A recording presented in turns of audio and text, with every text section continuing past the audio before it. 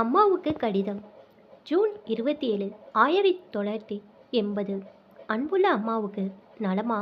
அங்கு அண்ணா, மன்னி, அவர்கள் புள்ளை நட்டு எல்லோரும் சௌக்கியமா? நட்டு இந்த வருடம் இன்ஜினியரிங் முடிக்கிறானே, ஏதாவது கேம்பஸ் இன்டர்வியூ வந்ததா? எங்கும்னா ஏதோ இருந்து கொண்டிருக்கிறேன். பண காசு வசதிக்கு ஒன்றும் குறைச்சல் இல்லை. காத்தால இவர் கிளம்பி போனால் திரும்ப ராத்திரி எத்தனை மணிக்கு வராரு தெரியவே மாட்டேங்கிறது. மதியத்துக்கு மேல் சமையல் மாமியும் போயிடுறா. அவெல்லாம் பெரிய வீடு விரிச்சுன்னு இருக்கு. இன்னும் இவர் எப்படி என்றே தெரியவில்லை. ஞாயிற்றுக்கிழமைகளில் காலையில் கொஞ்சம் போல பேச முடிகிறது. அதுவும் அவர் பிஸ்னஸ் பற்றியே ஜாஸ்தி பேசுகிறார். எனக்கு ஒன்றும் புரியலை. எனக்கு இங்கே ஒரு வேலையும் இல்லை. எல்லாவற்றுக்கும் வேலையாட்கள் இருக்கிறார்கள். சும்மா சாப்பிட்டு கொண்டு ரேடியோ கேட்டுட்டு எத்தனை நாள் தான் இருப்பது? எனக்கு இங்கே ரொம்ப போர் அடிக்கிறது. அன்னைக்கு ஒரு நாள் போதும் போகாமல் இவரோட கர்ச்சீஃபில் சாருஜ் சங்கர்னு ஒரு சின்ன எம்ப்ராய்டிங் டிசைன் போட்டு அவருக்கு காமிச்சேன். அதை பார்த்துட்டு வெறும் நைஸ்னு ஒரு வார்த்தை, அதுவும் மெதுவாக சொல்லிட்டு போயிட்டார். வேறு ஒன்றுமே சொல்லலை. எனக்கு அழுகையாக வந்தது. வேறு ஒன்றுமே பேச மாட்டேங்கிறார். எதுலேயுமே ஒரு ரசனை இல்லை.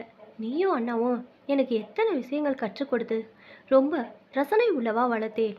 பாட்டு, பரதம், வீணை, தையல், சமையல்னு எவ்வளோ கற்றுண்டேன். இவருக்கு இந்த பாட்டு டான்ஸ் எல்லாம் அவ்வளோமா இஷ்டம் இல்லை போல் இருக்கு. நமக்கெல்லாம் ரொம்ப பிடிச்ச ஒரு பாட்டு அடிக்கடி கேட்போமே. அண்ணா கூட சொல்வானே, ஏபி கோமலாவோட டிஆர் மகாலிங்கன் கீழ் சுரத்தியில் பாடின அற்புதமான பாட்டு நான் அன்றி யார் வருவார் ஒரு நாள் ரேடியோவில் வந்தது. நான் அதை பெருசாக வச்சு அந்த பாட்டை கண் மூடி ரசித்து கேட்டுட்டு இருந்தேன். திடீர்னு பாதியிலே பாட்டு நின்று போச்சு. கரண்ட்டு கட்டோன்னு முதல்ல நினச்சேன். ஆனால் இவர் தான் காதில் ஃபோனை வச்சுட்டு யார்கிட்டையும் பேசிகிட்டே ரேடியோவை ஆஃப் பண்ணிட்டு போயிட்டார். எனக்கு அழுகையாக வந்தது.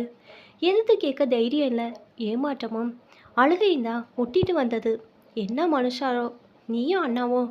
இது ரொம்ப பெரிய இடம். வரதட்சணை சீரல் எதுவும் கேட்காம இந்த காலத்தில் இந்த மாதிரி வனம் அமைகிறது நான் செஞ்ச அதிர்ஷ்டன்னு சொல்லி இவருக்கு என்னை கல்யாணம் பண்ணி கொடுத்தேன்.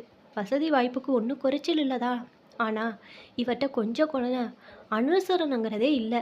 எப்போ பாரு பிஸ்னஸ் அதை தாண்டி பொண்டாட்டி வாழ்க்கை ஒன்று இருக்கே, அதை பற்றி யோசிக்க வேண்டாமா? என்ன பண்ணுறதுனே தெரியலை. முதல்ல இதெல்லாம் உனக்கு எழுத வேண்டாம் தான் நினச்சேன். அப்புறம் மனசு கேட்கல. யார்கிட்டையாவது கொட்டணும்னு தோணுது. அதான் எழுதுனேன். பகவான் இப்படி தான் இருக்கணும்னு எழுதிட்டான். என்ன பண்ணுறது? சரி போதும், என் புலம்பரை நிறுத்திக்கிறேன். அண்ணா மன்னிக்கு என் நமஸ்காரத்தை சொல்லு. நீ உடம்ப பார்த்துக்கோ. அன்புடன் சாரு. ஜூன் 27, 1980. ஜூலை 18, 1980. அன்பு மகள் சாருவுக்கு அம்மாவின் ஆசைகள். உன் கடிதம் கிடைத்தது. உன் அண்ணாவும் மன்னியும் சௌக்கியம். நட்டுவும் கடைசி வருட பரீட்சைக்கு படிச்சுட்டு இருக்கான். நீயும் உன் ஆத்துக்காரை பற்றி ஏதேதோ எழுதியிருக்காய். எல்லாரும் 10 பொருத்தம் பார்த்து தான் நல்லபடி கல்யாணம் பண்ணி வைக்கிறோம். ரசனங்கிறது அவாவா சம்மந்தப்பட்ட விஷயம். உனக்கு ஞாபகம் இருக்கான்னு தெரியலை. உன் அப்பா சாகும்போது உனக்கு 3 வயசு.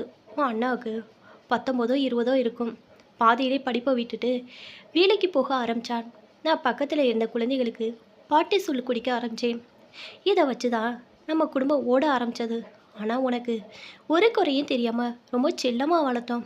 உனக்கு படிப்போட பாட்டு, டான்ஸ், தையல் எல்லாம் சொல்லி கொடுத்தோம். நல்ல இடத்துலேருந்து வந்த வரன் நன்னா விசாரிச்சு தான் சங்கருக்கு உன்னை கல்யாணம் பண்ணி வச்சோம். மாப்பிள்ளையும் உன்னை கூட்டிகிட்டு போகிறதுக்கு முன்னாடி என்கிட்டையும் உன் அண்ணா மன்னிக்கிட்டையும் கவலைப்படாதீங்க, சாருவை கண் கலங்காமல் பார்த்துக்கிறேன்னு சொன்னார். கல்யாணத்துக்கு வந்த எல்லோரும் சாரு ரொம்ப அதிர்ஷ்டசாலி, நல்ல இடத்துல வாக்கப்பட்டு போயிருக்கான்னு சொல்லும்போது எங்களுக்கெல்லாம் ரொம்ப பெருமையாக இருந்தது. ஆனால் நீ இப்படி மாப்பிள்ளை மேலே குத்த சொல்லிதான் எழுதியிருக்கிற. அவர் வளர்ந்த சூழல் அப்படி இருக்கலாம். சின்ன வயசு தானே. பரம்பரையாக பிஸ்னஸில் ஊர்ன குடும்பம். இப்போது நன்னா பிஸ்னஸை வளர்த்தா பின்னால் நல்லா இருக்கலான்னு நினச்சிருப்பார். அதனால் மற்ற விஷயத்தில் அவ்வளோவா ஈடுபாடோ ரசனையோ இல்லாமல் இருக்கலாம். ஆனால் நீ என்னமோ அவர் உன்னை ரொம்ப கொடுமைப்படுத்துகிற மாதிரி எழுதியிருக்கிற. ரொம்ப குழந்தைத்தனமாக இருக்குது. கல்யாணம் ஆகி 3 மாதம் தானே ஆறுது. இதெல்லாம் ஒரு பெரிய விஷயமே இல்லை. அவர் உன்னை புரிஞ்சுக்க முடியலன்னா நீ அவரை புரிஞ்சுட்டு அனுசரியாக இருறே. எதுக்கு அவரையே எல்லாத்துக்கும் எதிர்பார்க்குற? அவர் பேசலைன்னா என்ன, நீ போய் பேசு. உனக்கு டைப்ரைட்டிங், ஷார்ட் ஹேண்ட் தெரியும். அவரோட ஆஃபீஸ்க்கு போய் ஏதாவது வேலையை இழுத்து போட்டுட்டு பண்ணு. திட்டினாலும் கொட்டினாலும் வாங்கிக்கோ, தப்பே இல்லை. நான் பார்த்த வரைக்கும் அவர் அப்படி ஒன்றும் கல் நெஞ்சக்கார மாதிரி தெரியலடி சாரு. நம்ம நட்டிக்கிட்ட படித்து முடிச்சதும் சொல்லு, தெரிஞ்ச இடத்துல வேலைக்கு ஏற்பாடு பண்ணுறேன்னு ஏன் முன்னாடி தான் சொன்னார். மனுஷால அனுசரித்து போகிற தன்மை உன் ஆத்திக்கருக்கு நன்னாவே இருக்குது. புருஷா வெளியில் அதிகமாக புழங்குறதால அவளுக்கு 1000 பிரச்சனை இருக்கும். அதெல்லாம் எப்படி சமாளிக்கிறது யோசிச்சுட்டே இருப்பா. உனக்கு ரொம்ப இடம் கொடுத்து சுயநலக்காரியா வளர்த்துட்டோமோன்னு எனக்கு இப்போ கவலையாக இருக்குது. நீ மனசு வச்சா எல்லாம் மாறும். எறும்பு ஊற கல் தீயின்னு சொல்கிறது இல்லையா? அதனால் நீ மாறு, அவரும் மாறுவார். இது ரொம்ப சின்ன விஷயம், கவலைப்படாத. உனக்கு கற்பூர புத்தி சட்டுன்னு எல்லா விஷயத்தையும் புரிஞ்சுப்ப. அதனால் பார்த்து நடந்துக்கோ. இத்துடன் திருச்செந்தூர் இலை விபூதி பிரசாதம் அனுப்பியிருக்கிறேன். நீயும் தவறாமல் பூஜை புனஸ்காரம் எல்லாம் பண்ணு. சேமமாக இருப்ப. மாப்பிள்ளைக்கும் என் ஆசீர்வாதங்கள். அன்புடனும் ஆசீர்வாதங்களுடன் அம்மா. ஜூலை 28, 1980. டிசம்பர் 7, 2013. சாரு மகள் அனுப்பிய இமெயில். ஹாய் சாருமா, எப்படி இருக்கம்மா? அப்பா எப்படி இருக்கிறார்? லாஸ்ட் 1 மந்த்தா ஜெகதீஷ் வியர்டாக நடந்துக்கிறாம்மா. ஆல்ரெடி இதை பற்றி உனக்கு இமெயில் பண்ணியிருக்கிறேன். I think he is having affair with Shirley. அவனோட ஆஃபீஸ் செக்ரட்டரி. என்னாச்சுன்னா 2 நாள் முன்னால் ஒரு பெரிய வைன் ஹேம்பர் வாங்கி கொடுத்துட்டு ரொம்ப லேட்டாக வீட்டுக்கு வந்தான். He is apt something. I want to talk to him. அதான் உன்கிட்ட கன்சல்ட் பண்ணிக்கிட்டு அவன்கிட்ட பேசலான்னு இருக்கிறேன். Reply soon. Love Mridu. Charu மகளுக்கு அனுப்பிய இமெயில். டேயர் மிருதுலா, என்னாச்சு உனக்கும் ஜெகதீஷ்க்கும்? 2 பேரும் 2 வருஷம் ஒருத்தர் நன்னா பழகி புரிஞ்சுக்க அப்புறம் தானே கல்யாணம் செஞ்சுக்கிட்டீங்க. நீயும் ஜெயும் அமெரிக்காவில் சந்தோஷமாக இருக்கிற மாதிரி தானே எனக்கு உங்கள் அப்பாவுக்கும் இமெயில் பண்ணின. ஃபோட்டோலாம் அனுப்பினியே, இப்போ என்ன திடீர்னு? விவரமாக சொல்லு. அன்புடன் சாருமா. Hi சாருமா, correct. கல்யாணத்துக்கு முன்னால் எல்லாம் நன்னா தான் இருந்தது. இப்போ கொஞ்ச நாளாக என்னவோ லாகிங். முன்னாடியெல்லாம் நாங்கள் வாரம் தினுசாக ரெஸ்டாரண்ட் போவோம், சினிமா பார்ப்போம்.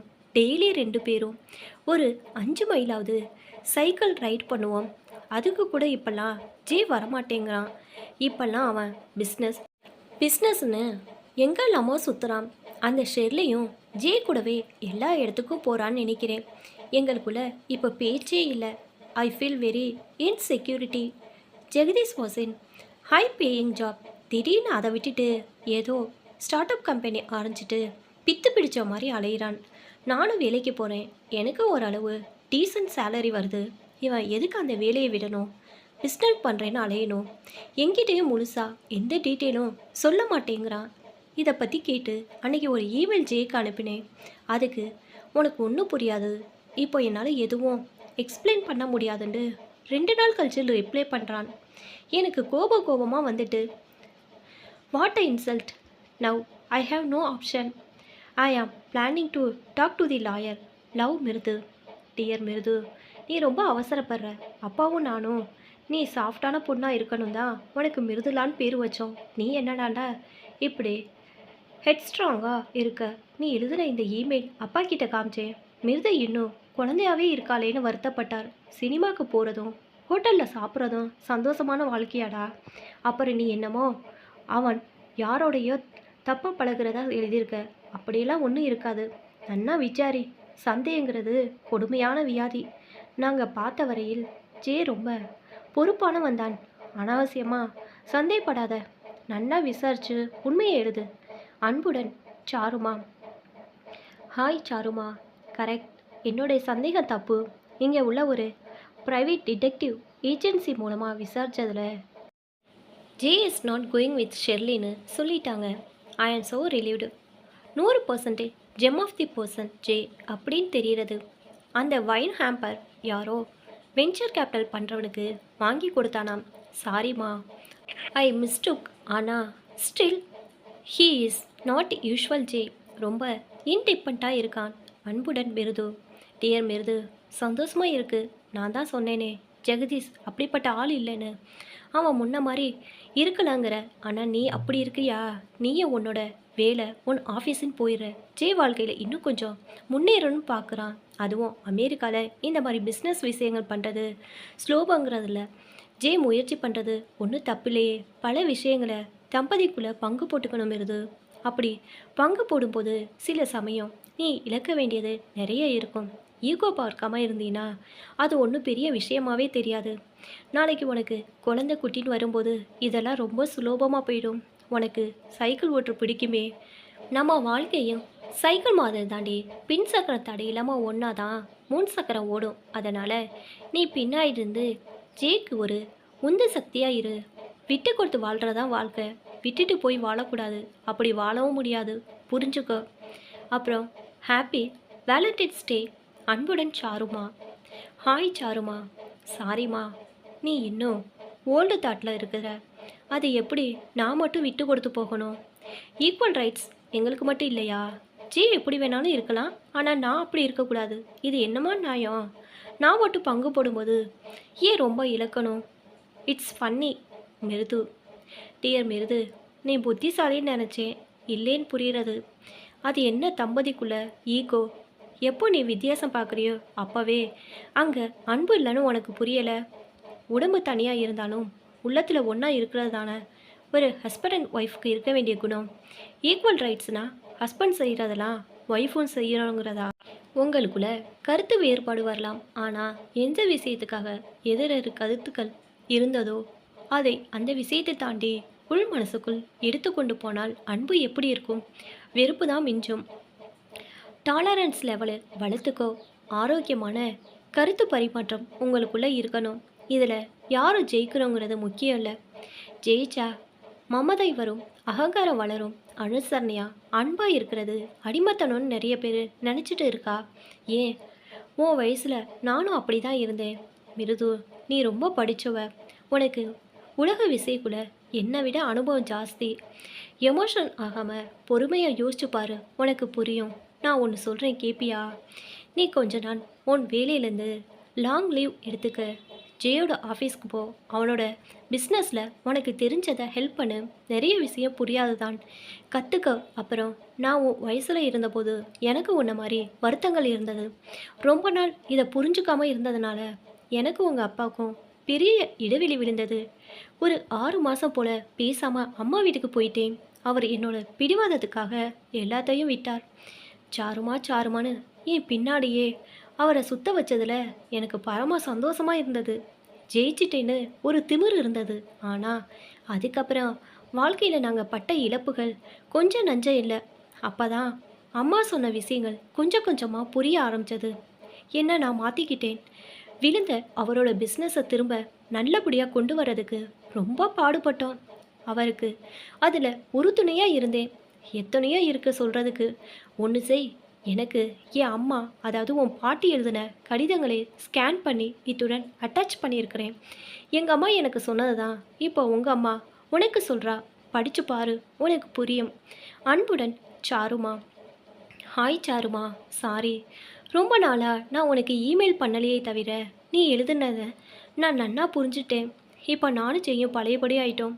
ஜே கம்பெனிக்கு வெஞ்சர் கேபிட்டல் பண்ணுறவ ஏதோ ஒப்பந்தம் போட்டதால் இந்த பிஸ்னஸை பற்றி யார்கிட்டையும் எதையும் சொல்ல முடியாத நிர்பந்தத்தில் இருந்தான். அதனால் தான் என்கிட்ட இதை பற்றி அவனால் விவரமாக எதுவும் சொல்ல முடியலை. ஆனால் நீயும் அப்பாவும் பல தடவை ஃபோன் பண்ணி அவனால் உங்ககிட்டேயும் சரியாக பேச முடியல. இப்போ எங்கள் ப்ராடக்ட் மார்க்கெட் பண்ண ஆரம்பிச்சாச்சு. நல்லா ரிவ்யூ வருது. நான் என்னோட பழைய வேலையை விட்டுட்டேன். ஜெகதீஷ் கம்பெனியில் நான் இப்போ ஜாயிண்ட் ஓனர். ஷெர்லி எங்கள் பிஸ்னஸ்க்கு ரொம்ப ஹெல்ப் பண்ணுறா. அடுத்த மாதம் நானும் ஜேயும் இந்தியா வரோம். நான் தான் அவசரப்பட்டு ஜே பற்றி தப்பாக நினச்சிட்டேன். அப்புறம் சாருமா, பாட்டியோட லெட்டர்ஸ் இன்ட்ரெஸ்டிங்காக இருந்தது.